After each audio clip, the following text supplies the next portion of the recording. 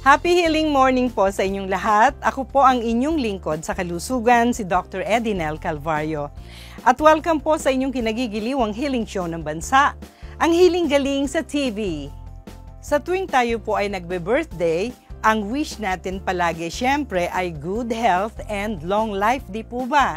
Paano nga ba pahabain ang buhay at manatiling aktibo pa rin sa komunidad gaya ng panauhin po natin ngayong umaga? Si Rosalina Sehalbo o si Nanay Saling.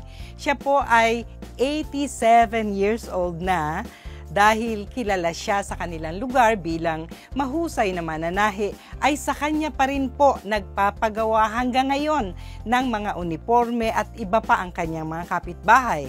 At maliban pa sa pagiging modista, aktibo rin po si Nanay Saling sa mga gawain sa kanilang barangay bilang isang coordinator for senior citizens.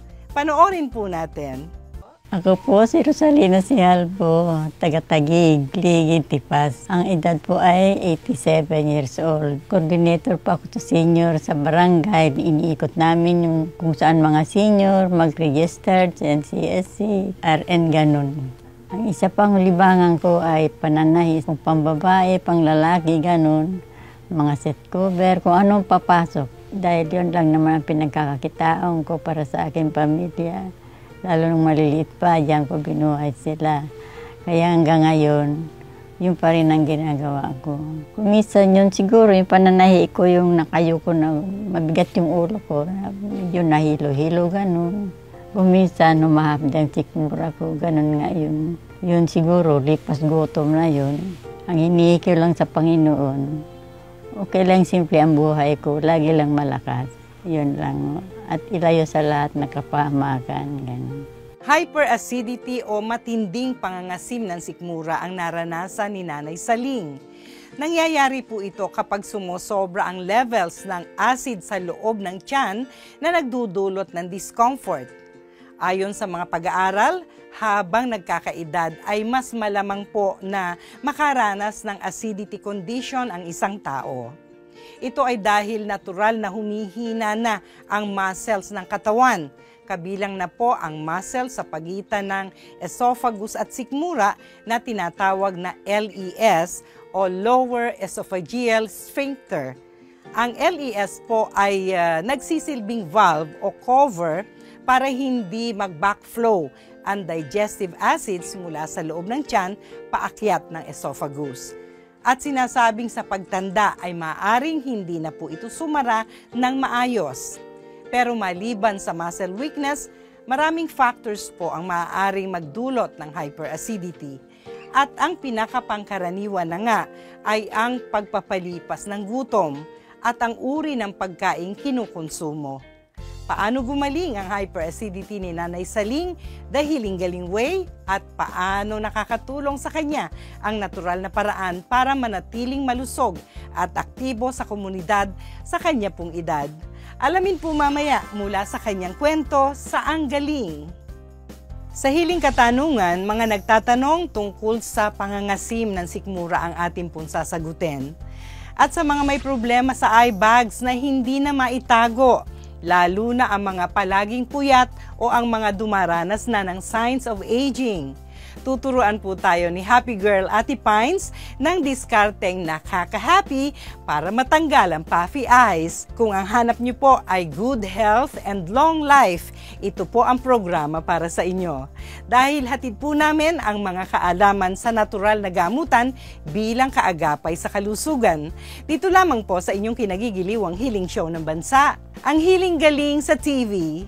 Ano pong gamot sa umaasim ang tiyan, lalo na po pag nagkakape, doktora? Dok, naka 1 month na po ako sa reseta sa akin ng gastro ko. Hindi po gumagaling ang sikmura ko. Mga tanong tungkol sa pangangasim ng sikmura ang sasagutin ni Dr. E. At diskarteng pampahappy para mawawala ang puffy eyes, susunod na sa pagbabalik ng Healing Galing sa TV.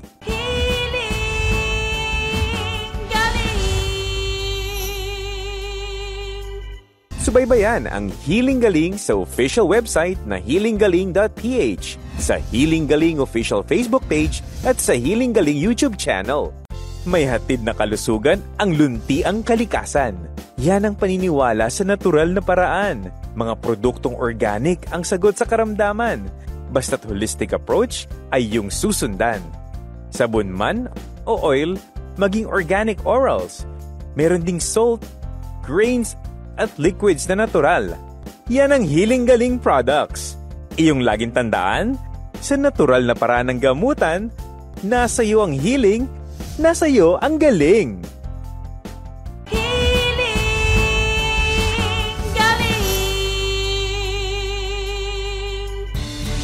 Mga tanong pangkalusugan, bibigyang kasagutan sa Healing Katanungan. Sa atin pong Healing Katanungan, sabi ni Yulene Faye, ano pong gamot sa umaasim ang tiyan, lalo na po pag nagkakape, doktora? Parang napakahilig mo sa kape, Yulene, di ba? Sige, pero ang number 1 na gamot para hindi na umasim ang tiyan mo ay iwasan mo na sana ang kape. Kasi yun na nagtitrigger ng pangangasim ng sikmura, di ba?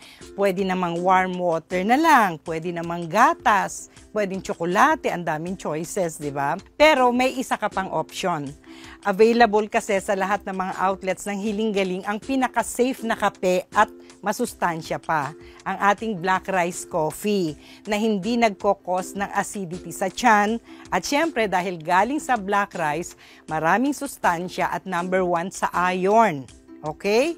Pero kung talagang hindi ka mapigil, Yulene, at gusto mo ay yung commercial coffee, edi purong kape ang bibilhin mo at tuturuan kita ng pangkanaw na mainit na tubig. Sa halip na plain water, magpakulo ka ng dahon ng bayabas at yung pinagkuluan nun, habang mainit-init, dun mo kakanawin ang black coffee mo. Ang ating enzymes galing sa guava leaves ay lumalaban sa acidity na idinudulot naman ng coffee beans na hilig mo. O mamili ka, banggitin mo o paalam mo sa akin ano ang napili mo. Yan ang mga choices para sa'yo. Maraming salamat, Yulene, sa iyong katanungan. Sana po ay makatulong ang aking payo. I-instashot na ang reseta ni Doktora.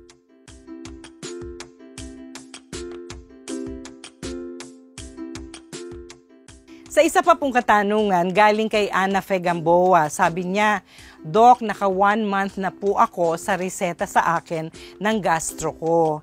Hindi po gumagaling ang sikmura ko. Lagi pong nag-a-acid kahit kumakain naman po ako sa oras. Sana matulungan niyo po ako. Palagay ko, Ana Fe, sa tagal na iniinom mo yung antacid, no, na nireseta ng doktor mo, mukhang hindi ordinaryong stomach acidity ang nararanasan mo. Kasi isa sa mga sintomas ng gallbladder stone ay ang ganyan. Now, i-check mo, okay? Kung hindi acidity yan, at yan ay dulot pala ng bato sa abdo, maaaring makaramdam ka bukod sa acidity o pangangasim na nararanasan mo ngayon, i-observe mo kung bukod sa parang humihilab ang tiyan occasionally, lalo na pag nakainom ka ng kape or soft drinks or anything oily, ayan, pwedeng gallbladder stone. Ganun din kung nakakaranas ka ng irregular na appetite sa pagkain, no? Kung yung normal mong dating kain ay napalitan ng palagi kang gutom, kakakain pa lang, gutom na naman, or konting subo pa lang ng pagkain ay busog ka na agad, maaaring gallbladder stone yan. Ganun din, kung nagkaroon ng abnormality sa iyong pagdighay at pag-utot-utot na maaaring hindi or hirap kang makayutot at makadighay or hindi mo man mapigil at sobrang dalas ng pagyutot at pagdighay, maaari itong mga sintomas na ito ay dulot ng gallbladder stone. Kaya ang ating ipinapayo dito sa Healing Galing ay ang pag-inom ng herbal calcutab na magpapalabas ng mga bato sa abdo. So check mo mabuti, Ana Fe. Marami pong salamat sa inyong katanungan. Sana po ay makatulong ang aking payo. I-instashot na ang reseta ni Doktora.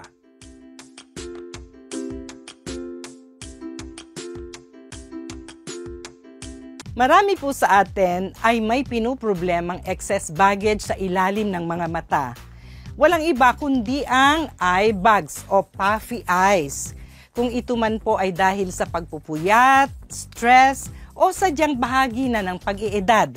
Narito po ang discarding nakaka-happy mula kay Happy Girl Ate Pines para ang puffiness ay mapalitan ng freshness. Kung may problemang nakaka-worry, may discarding nakaka-happy. Ang hiling-galing Happy Girls! Happy Healing Morning po! Ako po si Ate Pine Simeno, ang inyong hiling-galing Happy Girl at your service. Ngayon po ay tutugunan natin ang hiling-hiling na pinadala ni Marinel de la Paz.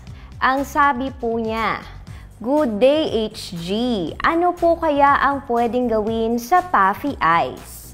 Matagal ko na po kasi itong problema. Salamat po." Well, Marinel, kalmahan mo na girl dahil may solusyon tayo dyan. Pero bago yan, mahalagang nose natin ang causes ng puffy eyes.